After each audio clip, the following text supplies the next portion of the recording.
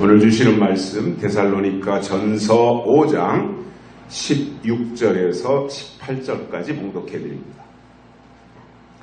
항상 기뻐하라, 쉬지 말고 기도하라, 범사에 감사하라. 이는 그리스도 예수 안에서 너희를 향하신 하나님의 뜻이니라. 아멘.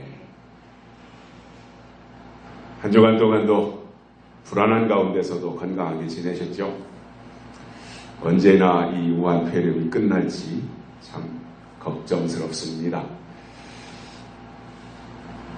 우리가 성경의 약속을 근거로 해서 예수 그리스도의 재림을 기다리는 것은 성경이 말씀하고 있는 최고의 신앙입니다. 예수님이 다시 오신다고 하는 것은 성경의 결론입니다. 창조로 시작되어진 성경은 예수님의 재림으로 끝나는 겁니다. 그 종착점이 점점 다가오고 있는 이 시점에서 재림신앙을 가지고 있다고 하는 것은 최고인데, 그것도 이단들이나 사이비, 시한부 종말론자들이 말하는 것처럼 잘못된 재림신앙, 엉터리 재림신앙을 가진 것이 아니라 그야말로 성경적인 재림신앙을 가지고 기다린다고 하는 것은 무엇과도 비교할 수 없는 최고의 신앙입니다. 그러나 여기서 이제 바울이 데살로니가 교회에도 그러한 형태로 말씀을 했습니다마는, 재림신앙은 귀한 것인데 자칫 잘못하다 보면 특정한 날짜를 정해놓고 시한부 종말론을 말하게 됩니다. 이건 진짜로 어리석은 사람들인 겁니다. 그래서 시한부 종말론으로 간다든가 아니면 자기 개인의 주장, 자기가 어떻게 깨달았다든가 기도하다가 받았다든가 이러한 것들로 인해서 자기 개인의 경험이나 체험을 성경보다 더 크게 생각해서 거기에 비중을 두고 따라오게 한다면, 쫓아오게 한다면 그것 또한 매우 잘못되는 것입니다.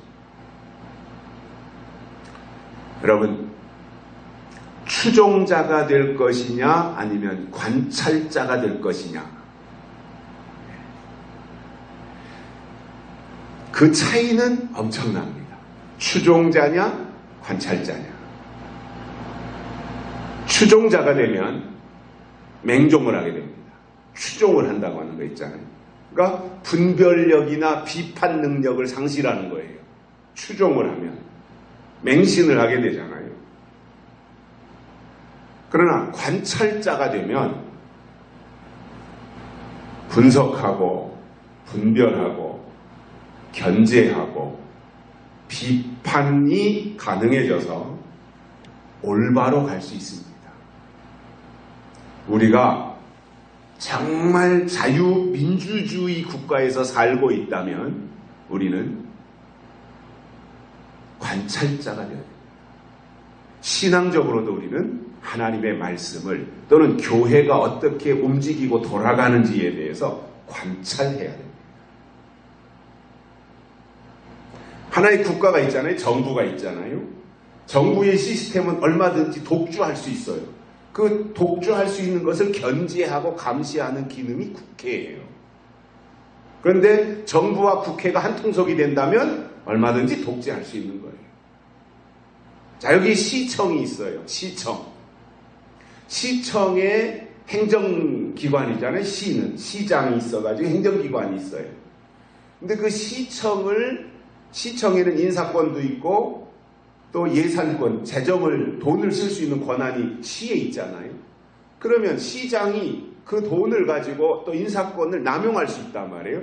그래서 그것을 견제하는 기관이 의회예요. 그래서 의회가 하는 일이 뭐냐? 시를 견제하고 감시하는 거예요. 자, 언론이 있잖아요. 언론, 신문. 언론의 역할이 뭐냐면은 감시하는 거예요. 제대로 이것이 되고 있는가 관찰한다라는 거예요. 우리가 교회도 잘 관찰해야 됩니다. 성경도 잘 관찰해야 됩니다. 어떤 새로운 주장이 나오면 그 주장을 쉽게 받아들일 것이 아니라 그것에 대해서 관찰할 수 있어요. 관찰력이 있어요. 그래서 내가 관찰자의 입장이 되면 그것에 대해서 견제하고 비판하고 감시할 수 있는 그러한 것이 가능해져서 올바로 가게 된다는 거예요. 그러니까 신앙은요, 추종자가 되면 안 돼요. 관찰자가 돼야 돼요. 우리가 국민의 한 사람으로서도 마찬가지예요. 아무개를 무조건 쫓아다니는 사람들이 있잖아요. 뭐 아주 그냥 100% 일방적으로 그 사람의 말은 다 옳고, 그거는 추종자예요. 추종자를 통해서는 견제나 감시나 비판이 나올 수 없는 거예요. 또 자유의 길을 갈 것이냐 노예의 길을 갈 것이냐, 여기에 차이도 분명한데 자유의 길에는 번영이 약속되어 있어요. 번영. 그러나 노예의 길은 빈곤해지는 것이 필연적인 겁니다. 사도 바울은 데살로니가전서 5장에서 우리가 꼭 해야 할 것이 무엇이고 하지 말아야 할 것이 어떤 것인가, 이것에 대해서 설명을 하는데, 사실 우리가 살면서 해야 할 것은 다 하고 하지 말아야 될 것은 안 하고 이렇게 살기가 쉽지 않죠. 그 중에서 오늘 바울은 해야 할 것이 있다라는 거예요. 우리가 신앙생활하면서, 우리가 영적인 생활하면서, 우리가 하나님의 사람들로서 꼭 해야 할 것이 있다라는 것에 대해서 설명을 하면서 우리가 신앙생활을 잘 하려면 요 세 가지는 꼭 하라는 거예요. 항상 기뻐하라, 쉬지 말고 기도하라, 범사에 감사하라. 요 세 가지라는 거예요. 우리가 늘 많이 듣는 이야기예요. 많이 듣고 그 말을 우리가 알다 보니까 그것에 대한 실천보다는 아는 거야 라고 하고 그냥 지나쳐 버리는 거예요. 근데 사실은 이게 바울이 지금 얼마나 중요하냐에 대해서 우리에게 강조하면서 이 세 가지가 바로 그리스도 예수 안에서 우리를 향한 하나님의 뜻이다라는 겁니다. 이 세 가지를 하는 것이 하나님의 뜻을 행하는 것이다, 그거예요. 그러니까 기도하다가 무슨 계시를 받는다든가 아니면은 무슨 내가 그 설교 한번 듣다가 은혜 받았다 그래서 내가 이제 신학교 가야 되겠구나, 내가 선교사가 돼야 되겠구나, 이렇게 충동적으로 반응하는 것이 아니라는 거예요. 그렇게 충동적인 반응에 의해서 자기 인생을 허비하고 또 주변에 있는 사람들에게 고통을 전가시키는 경우들이 너무나 많이 있습니다. 하나님의 뜻을 잘못 깨달은 거죠. 내가 기도해보니까 하나님이 나에게 선교사로 저 베트남으로 아니면 아프리카로 가라고 한 것이 하나님의 뜻이다. 그러나 성경은 오늘 어떻게 말씀하냐면은 이 세 가지를 하는 것이 우리를 향한 하나님의 기본적인 뜻이라는 거예요. 이게 우선이라는 거예요. 이게 되고 나서 다음 단계로 진행이 돼야 하나님의 인도하심이라는 겁니다. 여기서 하나님의 뜻이라는 말은 우리를 향한 하나님의 마음이라는 겁니다. 또 우리를 구원하시려는 하나님의 목적이라는 겁니다. 그렇다면 이것이 하나님의 마음이고 하나님의 목적이고 하나님의 뜻이라면 우리는 그것을 해야 하는데, 저도 그렇지만 제 주변에 있는 그리고 대부분의 사람들의 경우를 보면 뭔가 이렇게 거창해야 되고 뭔가 요란스러워야 되고 남다른 뭔가가 나타나야 그것이 하나님과 관련된 일이라고 생각하는 거예요. 이건 비단 지금 우리들이 살고 있는 시대뿐만 아니라 초대교회 때도 마찬가지였어요. 뭔가 굉장히 신비적인 요소가 나타나야 하나님의 뜻이다 이렇게 생각했던 거예요. 그러니까 우리가 일상적인 것은 그냥 우리와 관련 있는 거고 신비적이고 어떤 특별한 뭔가가 나타나면 그것이 영적인 일이다 이렇게 생각했던 거예요.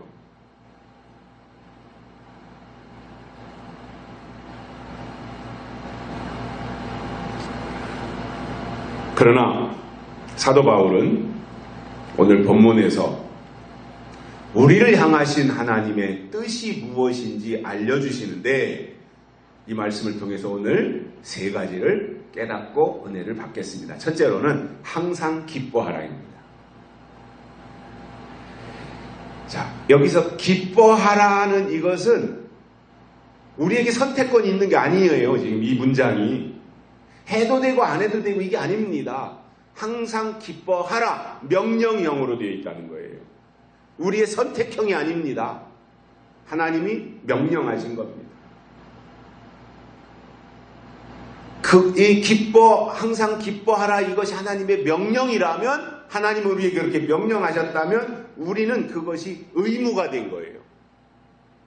꼭 해야 되는 의무사항이 된 거예요. 하나님이 그렇게 명령하셨으니 명령은 우리가 따를 것밖에 없잖아요. 의무다 이겁니다. 근데 우리가 왜 이 의무를 못하느냐? 자꾸 우리의 환경을 보는 거예요. 우리의 처지를 보는 거예요. 우리의 주변을 보는 거예요. 그리고 자꾸 비교하는 거예요. 그러다 보니 명령은 잃어버리고 내 여건만 보이는 겁니다. 그러면 어떻게 되겠어요? 기쁨을 상실하게 되는 거예요. 바울 사도가 이 빌립보서를 씁니다. 빌립보서는 기쁨의 서신이라 그래요. 주 안에서 항상 기뻐하라. 내가 다시 말하노니 기뻐하라. 빌립보서 4장에서 바울이 그렇게 말하는데 사실 이 기쁨의 서신 빌립보서를 바울이 감옥에서 쓴 거예요. 옥중 서신이에요. 그런데 어떻게 그것이 가능했냐면 바울은 환경은 감옥에 갇혀 있지만 그는 감옥에서 하나님을 보고 있었다라는 거예요. 그러니까 본인 속에 기쁨이 있었고 바울 속에 그리고 빌립보 교회 성도들에게 기뻐하라고 메시지를 전달했던 겁니다. 초대교회 성도들도 마찬가지입니다. 그때 당시에 예수를 믿는다고 하는 것은 바리새인들이나 이런 대적자들로부터 표적이 될 수 있어요. 공격 대상이 될 수 있어요. 그리고 수많은 불이익을 당할 수밖에 없는 그때 시대적 상황이었다라는 겁니다. 그런데도 불구하고 바울이 항상 기뻐하라 이렇게 명령을 한 것은 데살로니가 성도들의 바라봄과 기다림의 자세를 보았기 때문이에요. 현재의 삶은 힘들고 또 대적자들로부터 수없는 공격을 당하고 불이익을 당하지만 예수님의 재림을 확실하게 믿고 인내한다면 환경과 상관없이 기다리면서 기뻐할 수 있다라는 겁니다. 특히 여기서 항상이라는 부사는 환경에 지배받지 않는 특성을 가지고 있어요. 항상. 이거는 상황과는 상관이 없는 단어예요. 상황이 이러니까 이렇게 하고 환경이 이렇게 됐으니까 저렇게 하고 이 단어가 아니라는 겁니다. 이 항상이라고 하는 이 부사는 환경의 지배를 받지 않는 특성을 가지고 있는데 이러한 종류의 기쁨은 세상에서 얻어지는 게 아니에요. 세상은 다 조건적이잖아요. 그리고 세상은 다 반사적인 거예요. 뭔가가 나한테 제공이 됐으니까 나에게서 그것으로 인해서 기뻐하는 웃는 모습이 나타나는 것이지 어떠한 조건에 의한 반사작용 이것이 어떠한 세상에서 얻는 어떠한 기쁨이라면 여기서 항상 기뻐하라고 하는 이 단어는 성령으로 인해서 주어지는 것이다 그 말입니다. 내 속에서 생기는 것이 아니라 하나님께서 제공해 주시는 기쁨이다 이거예요.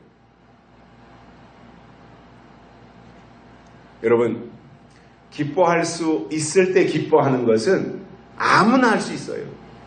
다 해요. 그거는 어린애도 하고 안 믿는 사람도 하고. 그러나 고난의 현장에서 환난과 핍박 가운데서 기뻐하는 것은 하나님의 약속을 가진 자들만이 할 수 있는 일입니다. 우리가 스데반을 잘 알고 있잖아요. 초대교 7 집사님 가운데 한 분. 그는 딱 한 번 설교하고 돌에 맞아 죽어요. 설교를 한 번 했어요. 그 설교, 스데반의 설교를 듣고 바리새인들, 유대인들이 분노가 치밀었던 거예요. 왜냐? 바리새인 유대인들을 스데반이 공격한 거에 설교하면서 너희들이 예수 죽였지 않냐? 그래가지고 그들이 돌을 들어서 스데반을 향해서 집어 던진 겁니다. 이놈의 새끼야, 나쁜 놈의 새끼야. 돌을 집어 던지는 사람이 입으로 별 상스러운 말을 다 던지지 않았겠어요? 돌에 맞는 것도 참 아프지만 언어폭력도 아프잖아요. 그러니 돌에 맞고 말에 맞고 그 상황을 우리가 상상해 본다면은 너무 고통스러운 처참한 장면이었을 텐데 성경은 어떻게 말하느냐? 그가 천사의 얼굴과 같았다는 거예요. 하나님을 본 겁니다. 그리고 돌에 맞으면서도 기쁨으로 천사의 얼굴이 되어서 순교했던 거죠.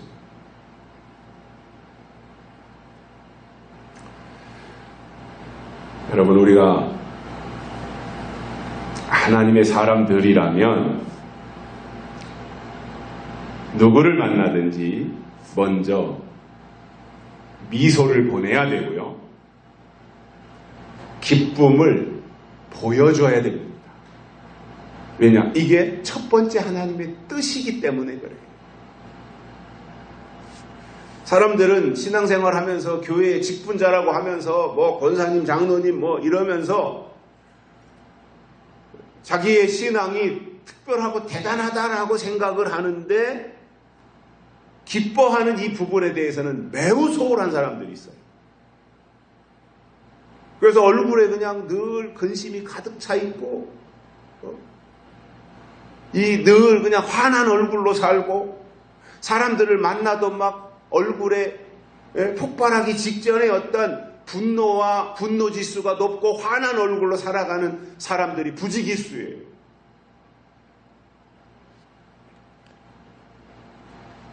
저는 어쩌다가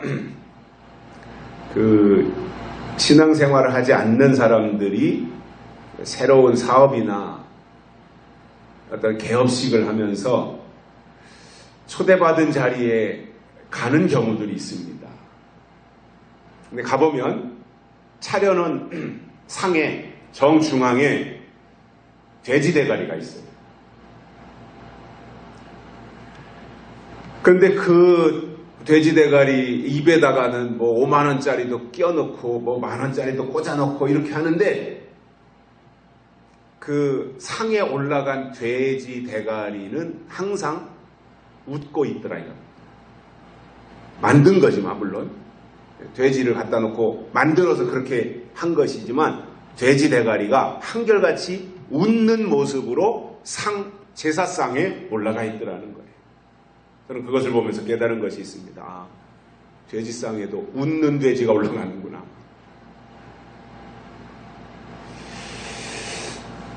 우리는 하나님이 주신 기쁨으로 항상 기뻐하라는 거예요. 항상이라는 단어에 주의해야 돼요. 이 항상이라고 하는 것은 내 여건이나 내 상황이나 내 환경과 상관이 없이 이 말이에요. 근데 어떤 사람들을 보면 예수를 믿으면서 항상 찡그리고 짜증 덩어리로 살아가는 사람들이 있는데 그 자체가 하나님의 뜻을 거역하고 있는 겁니다.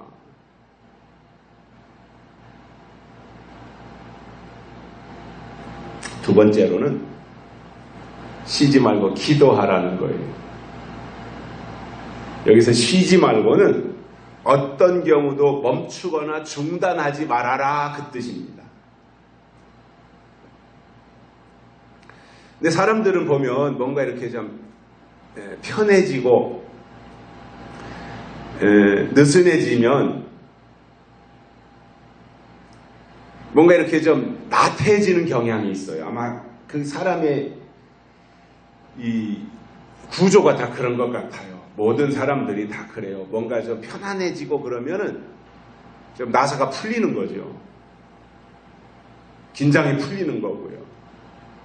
그러다가 어려움이 닥치면 그때는 그냥 매달리는 습성이 있습니다.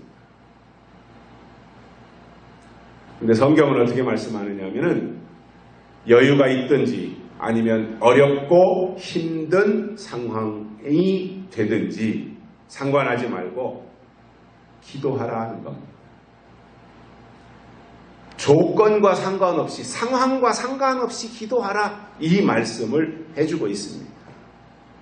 또 하나 여기서 기도하라고 하는 것은 하나님과 먼저 교통하라 그거예요. 그래서 우리가 기도한다고 하는 것은 내 중심으로 사는 것이 아니라 내 마음이 이미 하나님께 가 있다라는 표시가 기도라는 거예요. 그러나 여기서 우리가 꼭 생각해야 될 것이 있습니다. 기도는 분량이 중요하지 않습니다. 일반적인 의미를 제가 설명하는 겁니다. 기도는 분량이 중요한 것이 아니라 내가 몇 시간 기도했냐 이 분량이 중요한 것이 아니라 기도 속에 담겨진 내용이 훨씬 중요합니다. 무엇을 기도하느냐? 내 기도 속에 지금 어떤 내용이 담겨져 있느냐 이게 훨씬 중요합니다.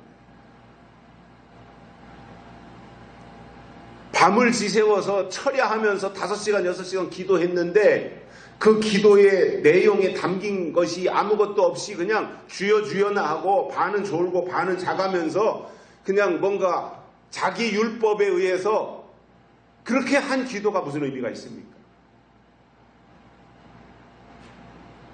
20분을 기도하고 10분을 기도해도 그 속에 담겨진 내용이 훨씬 더 중요하다. 그렇기 때문에 우리는 내가 기도할 때 오늘 기도에 담길 내용이 무엇이냐, 무엇을 가지고 기도해야 되느냐라고 하는 것에 대해서 먼저 생각하고 기도해야 된다라는 겁니다. 그러려면 어떻게 해야 되겠어요? 내용이 있는 기도를 하려면 어떻게 해야 되겠어요? 말씀을 들어야 되는 거예요. 하나님의 계획이 이것이구나. 그게 하나님의 계획이라면 내가 이제부터는 그 계획을 가지고 내가 기도해야 되겠구나. 기도의 방향이 나오고 기도의 내용이 정해지는 거예요. 그래서 말씀을 들어야 기도할 거리가 생기는 거예요. 나라가 어려우니까 나라와 민족을 위해서 기도해야 돼요. 아무개가 어려운 상황에 처해 있고 성경에 보니까 이런 때 기도했으니 나도 기도해야 되겠구나. 오늘 말씀을 듣다 보니까 그 말씀의 내용 속에 이러한 내용이 담겨져 있으니 내가 이것을 가지고 기도해야 되겠구나 하는 방향과 내용이 들어가야 된다. 오늘 본문에서 말씀하는 것을 보면 우리가 기도하는 것이 그러한 방향으로 기도하는 것이 하나님의 뜻을 행하는 것이다 이렇게 말씀하고 있어요. 그래서 저는 우리 교회가 하루에 몇 시간을 기도하느냐가 아니라 결코 중단 없이 기도하는 교회가 되어야 하는데 그러기 위해서 기도 속에 담겨야 할 하나님의 뜻이 무엇인지, 그래서 하나님의 뜻을 구하고 또 하나님의 의와 하나님의 나라를 구하면서 하나님과 교통이 되고 하나님을 호흡하는 우리의 영적인 생활이 돼야 되겠다라는 겁니다. 세 번째로는 범사에 감사하라입니다. 자, 우리가 감사한다고 하는 것은요, 성숙했다는 증거입니다. 성숙한 증거는 감사로 표현되게 되어 있습니다. 어린아이를 보면 절대로 감사할 줄 몰라요. 어린아이, 쬐깐한 아이, 젖 먹을 때가 되어서 젖을 먹였더니 엄마 젖 먹여줘서 고맙습니다, 감사합니다, 절대 이 말 안 해요. 할 줄 몰라요. 또 아무리 걸음마하고 말 배워가지고 할지라도 자기 필요한 것을 요구할 뿐이지 제공받은 것에 대해서 감사할 줄 모른다는 거죠.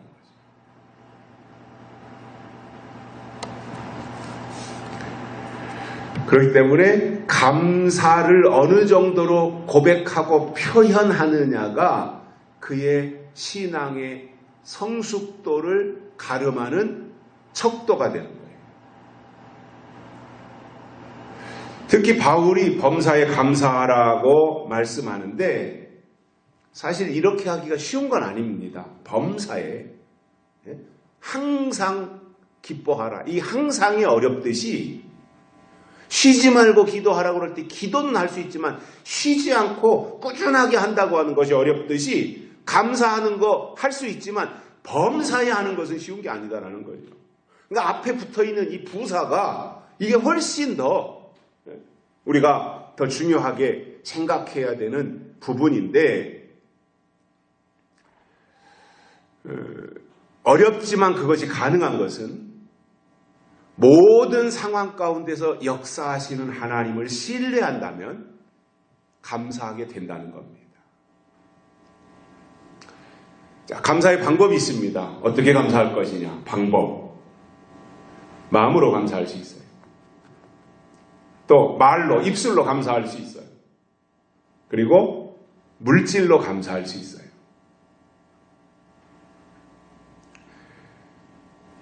제일 쉬운 게 뭐냐? 마음으로 감사하는 거예요. 내 속으로, 아이, 참 그때 감사했었지. 그 다음이 뭐냐? 말로써 감사하는 거예요. 그때 정말 도와주셔서 너무너무 감사했습니다. 제일 어려운 게 뭐냐? 물질을 담아서 감사를 표현하고 고백하는 거예요.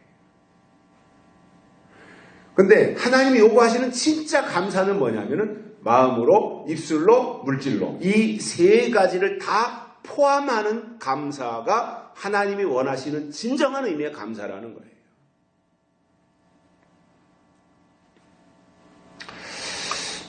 그러면 언제 감사해야 되냐는 거죠. 우리가 하나님의 사람으로 살아가고 있는데 때가 언제냐, 언제 감사해야 되느냐, 이것에 대해서 바울이 강조한 것을 보면 환경에 따라서 감사하는 것이 아니라 범사에 하라는 거예요. 여기서 범사에 감사하는 사람은 불평하거나 원망할 시간이 없어요. 늘 감사하는 입술에 원망이라는 단어가 남아있을 수가 없는 거예요. 저도 주변에서 친구들이나 지인들을 보면 뭔가 조금 자기한테 불리하면 그것을 인정하고 사과하는 것이 아니라 뭔가 불리하면 남의 탓으로 홀라당 돌리는 사람들이 있어요. 남의 탓이에요. 남의 탓. 다. 또 불평하는 사람들은 절대로 감사하다는 말을 하지 않더라는 거예요. 그래서 이게 이 한 샘에서 쓴물과 단물이 나올 수 없듯이 사람의 입도 그런 것 같아요. 이게 마음에서 또는 생각에서 있는 것이 말로 나오잖아요. 이게 체질이 불평체질인 사람은 그 입에서 감사가 나오지 않는 거예요. 또 감사가 체질화된 사람은 그 속에 불평이 없으니까 불평이 나오지 않는 거예요. 그러니까 이 두 가지를 다 가질 수 없는 모양이에요. 그러니까 늘 범사에 불평하는 사람들을 보면 그 사람은 아예 이 생각과 마음과 말과 이 모든 구조 자체가 불평화되었기 때문에 그 사람에게서는 늘 불평만 나오니 아주 체질이 그렇게 된 거죠. 그러니까 우리가 이렇게 대화를 나눠보면 아, 이 사람은 이런 사람이구나. 뭐 잘나고 못나고 많이 배우고 뭐 덜 적게 배우고 똑똑하고 뭐 이런 것이 아니라 아, 이 사람의 성향은 불평분자구나.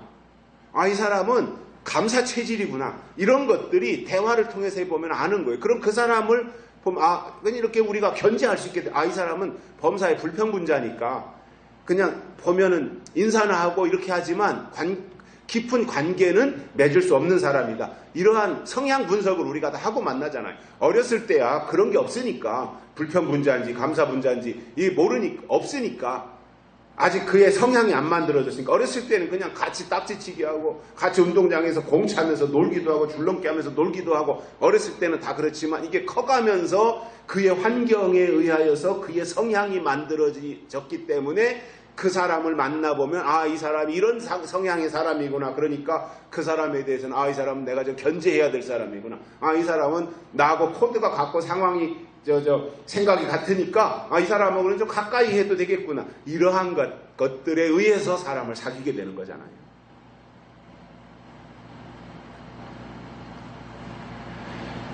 그래서 이 세 가지는요, 우리가 예수 안에 있기 때문에 꼭 실천해야 할 것들이다, 이겁니다.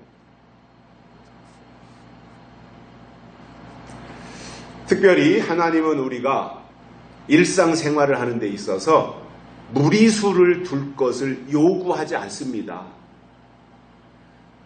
하나님이 우리에게 너 신앙생활 잘하기 위해서 너의 힘에 붙이게 이렇게 하라. 이것을 하나님 요구하지 않는다는 거예요. 물론 특별한 목적으로 쓰실 어떠한 사람들에게는 일방적으로 부르셔서 헌신을 요구하는 예외적인 사람도 있기는 합니다.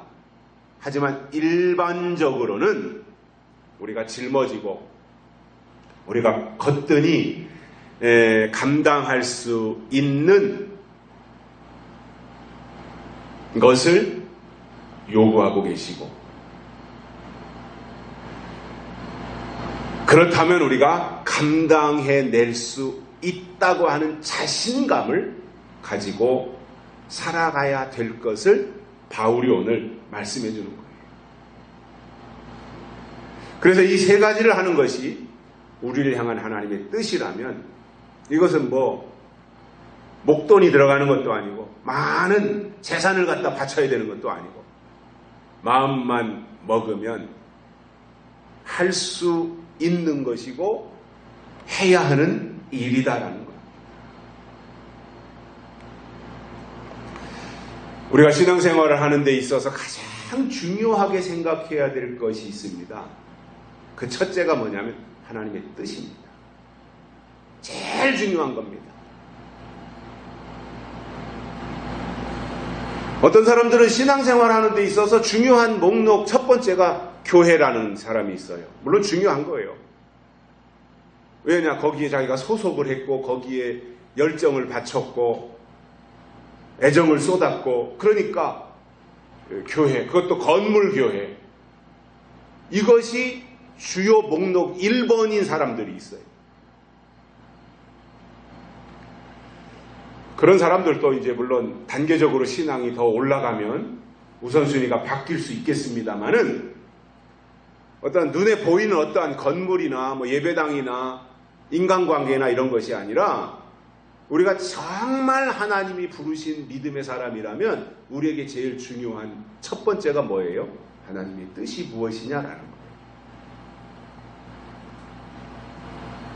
그래서 하나님의 뜻이 중요하다라고 하는 것을 알게 되면 그 다음 단계로 그의 신앙이 어디로 나가느냐면 하나님의 뜻을 분별해야 되겠다라는 것으로 발전하게 되어 있습니다. 이 하나님의 뜻을 어떻게 분별하는지에 대해서는 바울이 로마서 12장에서 아주 중요하게 말씀한 것이 있습니다. 너희는 이 세대를 본받지 말고 오직 마음을 새롭게 함으로 변화를 받아 하나님의 선하시고 기뻐하시고 온전하신 뜻이 무엇인지 분별하도록 하라. 하나님의 뜻을 분별을 하고 분석하기 위해서는 중요한 것이 뭐예요? 이 세대를 본받으면 안 된다 그겁니다. 본받지 말라 이렇게 말씀하셨어요. 이 세대가 뭐예요? 지금 우리 살고 있는 이 세대 말입니다. 지금 이 세대 사람들이, 이 세대를 살고 있는, 동시대를 살고 있는 이 사람들이 중요하다라고 생각하는 그러한 것들에 대해서 본받지 말라는 거예요. 이 세대를 살고 있는 사람들이 중요하다고 가치를 부여하는 것에 대해서 본받지 말라는 거예요. 이 시대의 교회들이 추구하는 것에 대해서 그것에 대해서 본받지 말라는 거예요.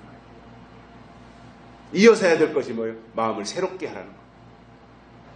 믿음의 방향을 말씀에다가 두고 새로워지라는 거예요. 그리고 변화를 받으라는 거예요. 새 사람이 되라는 거예요. 하나님의 사람이 되라는 거예요. 성령의 사람이 되라는 거예요. 이게 변하지 않아요. 그리고 나서 하나님의 선하시고 기뻐하시고 온전하신 뜻이 무엇인지 분별하게 되는 단계로 나아가는 겁니다. 그런데 사람들이 착각하는 것 중에 하나는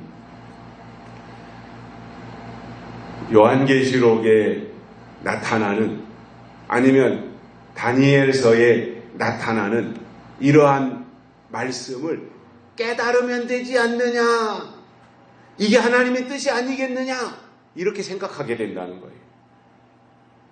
물론 궁극적으로는 맞는 말일 수 있어요. 하나님의 뜻이 계시록에 나온다. 하나님의 뜻이 다니엘서에 나온다. 하나님의 뜻이 스가랴서에 나온다. 그래서 이러한 말씀들을 내가 아는 것이 하나님의 뜻을 아는 것이 아니겠느냐 이렇게 생각하고 거기에 몰입하다 보면 이상한 방향으로 나갈 수 있어요. 그 이유가 뭐냐면 이 세대를 본받지 않는 일, 마음을 새롭게 하는 일, 변화되는 일, 이 세 가지를 하지 않고 무조건 계시록이 마지막 때 주시는 하나님의 예언의 말씀이야 라고 거기에 자기 생각을 가지고 입장을 하는 거예요. 그러다 보니 방향이 엉뚱하게 가는 거예요. 또 한 가지는 저는 계시록의 가치나 아니면 다니엘서의 예언의 말씀을 격화시키려는 게 아닙니다. 그것을 대하는 사람들의 마음이 어떠해야 되느냐에 대한 설명을 드리는 거예요. 자, 그러니까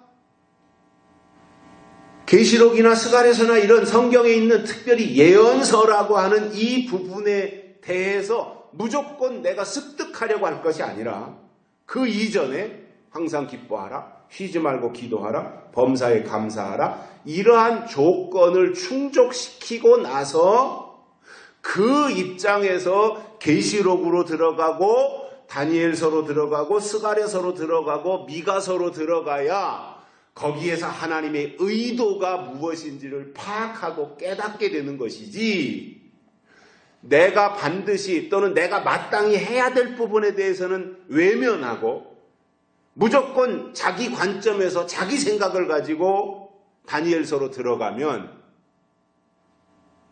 다니엘서가 그를 심판하는 거예요. 여러분, 방향이 잘못돼 가지고 자기가 원하는 종점에 도달 못합니다. 방향이 잘못되면 엉뚱하게 가는 거예요. 첫 단추 잘못 끼면 옷 잘못 입는 거예요.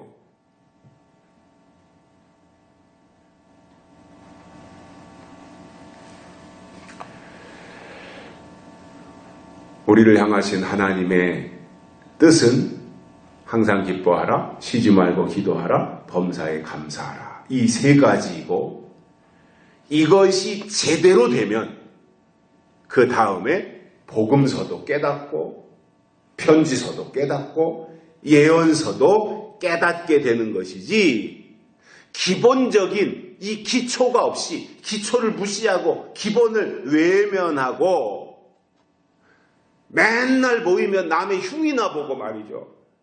누구 헐뜯는 일이나 열심히 하는 사람이 신령한 깨달음을 가질 수 있겠냐 그 말이에요.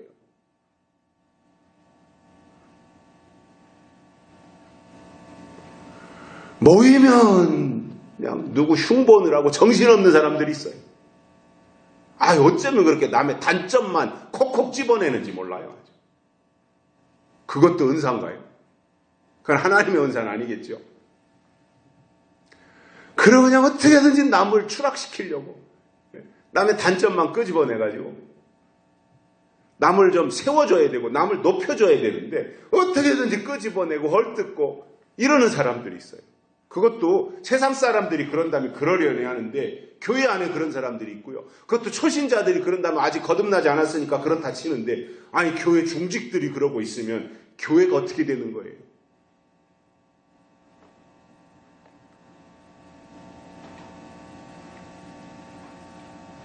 제가 인생의 마일리지가 쌓이면서 깨달은 것이 있습니다. 그게 뭐냐면 특별한 일을 하려고 하지 말고 마땅한 일을 하자 그거예요. 그래서 제가 하나님의 말씀을 기회가 돼서 설명할 때는 저는 특별한 방향으로 안 갑니다. 마땅한 방향으로 갑니다. 진리가 뭐예요? 저는 특별한 게 진리라고 생각하지 않아요. 마땅한 게 진리라고 생각해요. 진리는 마땅한 거예요. 당연히 해야 될 게 진리잖아요.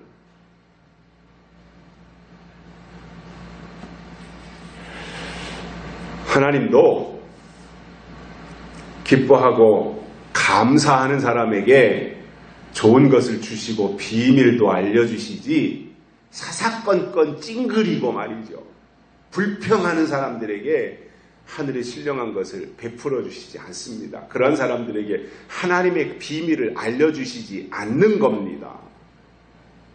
아니, 하나님이 이렇게 해, 가장 기본적인 것을 말씀하셨는데 그것도 안 지키는 사람에게 하나님이 더 큰 비밀을 주시나요? 가장 기본적인 것을 말씀하셨을 때 그 정도는 해야 그 다음 것을 또 하라고 명령하시지 않겠어요? 가장 기본적인 약속을 안 지키는데 다음 것을 뭐를 하겠어요?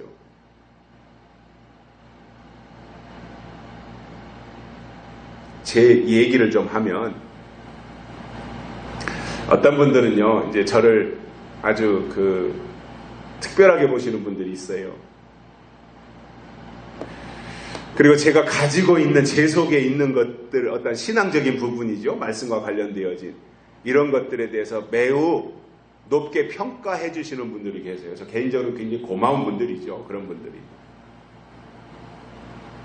그러나 저는요, 이건 이제 저에 대한 저 개인적인 생각이에요. 저는 제가 알고 있는 것이 전부라고 생각하지 않아요.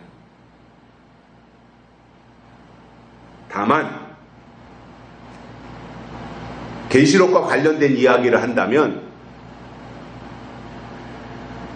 다른 어떤 사람들보다 조금 먼저 알고 있는 거예요.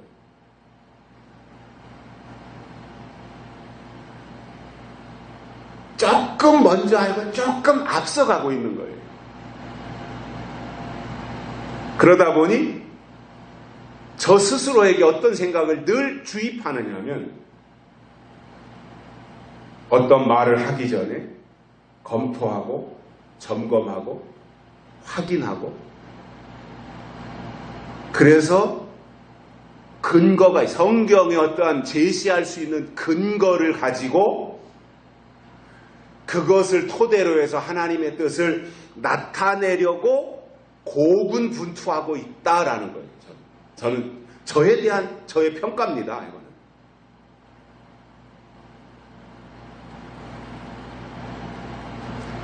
흔히 중간에서 빼딱선 타는 사람들 있잖아요. 이렇게 잘 가다가 빼딱하게 딴 데로 가는 사람들. 이런 사람들을 보면 나는 옳고 나머지는 다 잘못됐다 이렇게 말해요.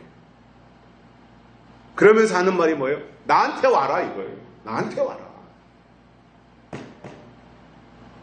이게 굉장히 위험한 말입니다.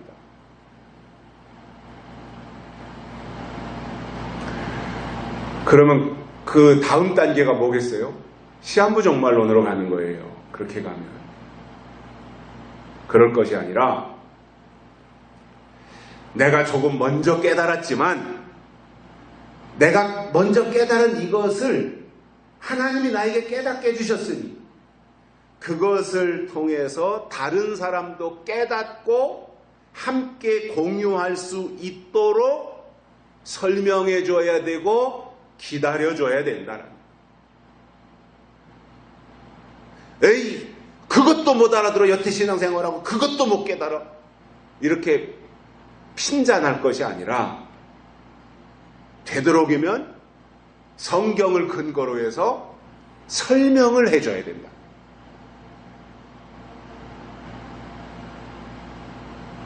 그래야 나도 저 사람도 건전하게 가는 거예요.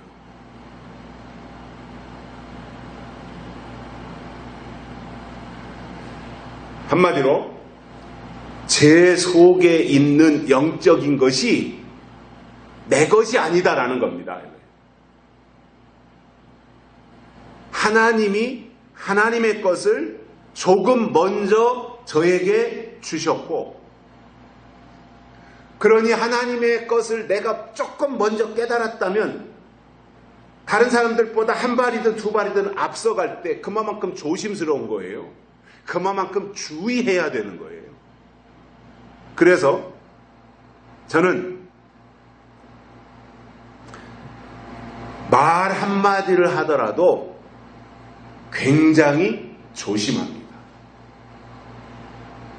제가 이렇게 공개적으로 이 녹음하고 유튜브를 통해서 제공을 하는 것은 저의 신앙과 인격과 삶과 저의 지식과 상식과 저의 이념과 이러한 것이 다 담겨진 거예요, 여기에.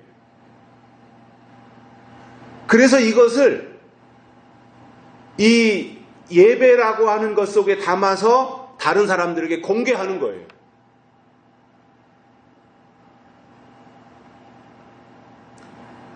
그럴 때 악의적으로 아주 나쁘게 생각하고 이거를 듣고 여기서 꼬투리 잡고 이게 틀렸고 저게 잘못됐고 그렇게 생각하는 사람들이 오면 얼마든지 꼬투리 잡아내겠지만 성경을 근거로 해서 믿음으로 이 내용을 받아들이려고 한다면 아마도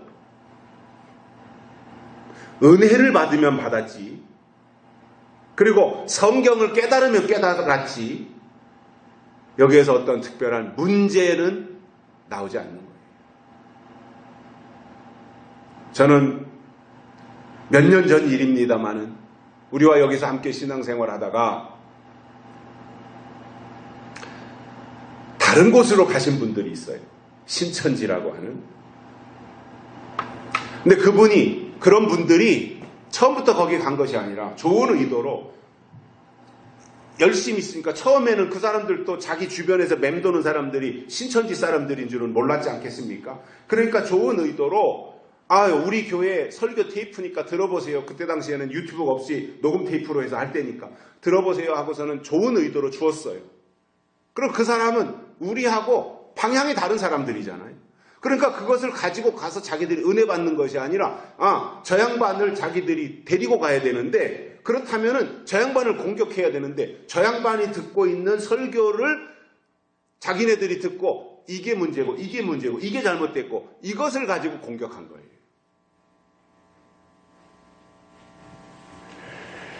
그러니까 그분이 저항할 방법이 없잖아요. 물론 처음에는 그들을 오히려 설득하려고 노력했겠지만 떼제비로 덤벼들어가지고 매일같이 와서 공격해야 되는 그 한포 사격을 어떻게 막아낼 수 있었겠어요?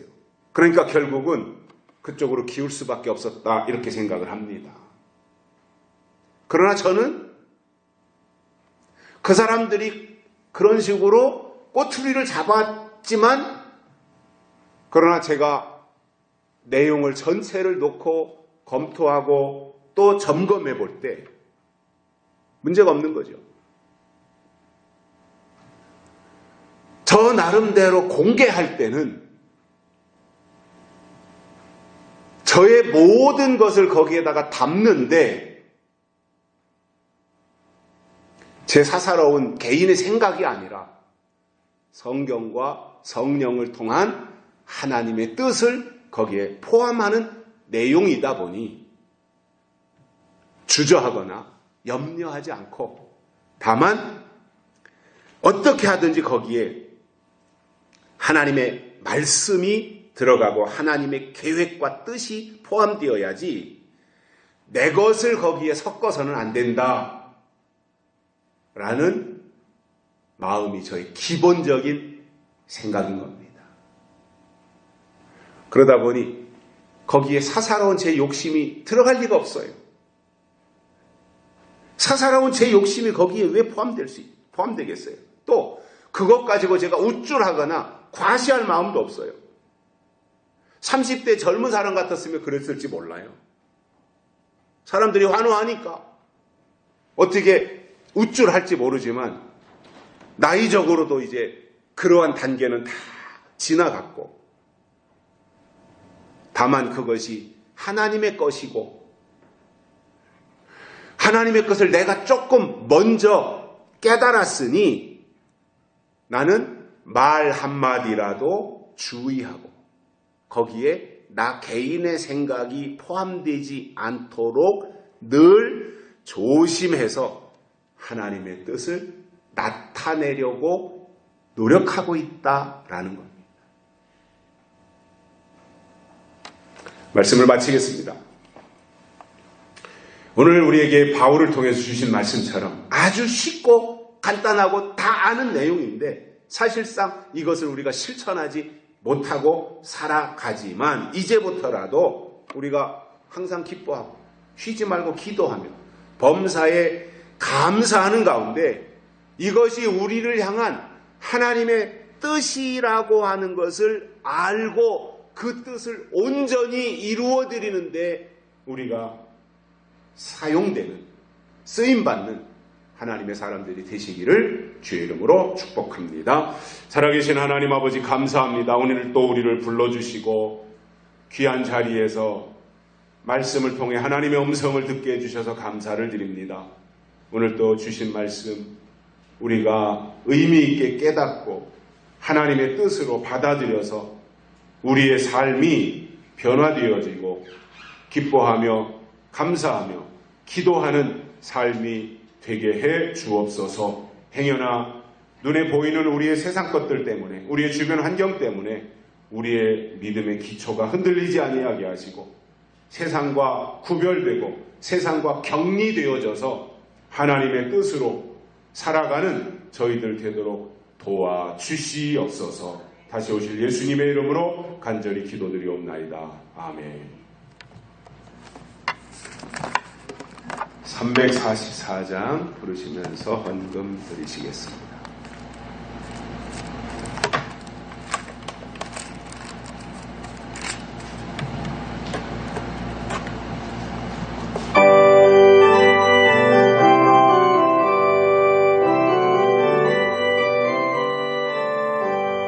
이 눈에 어무 준 곳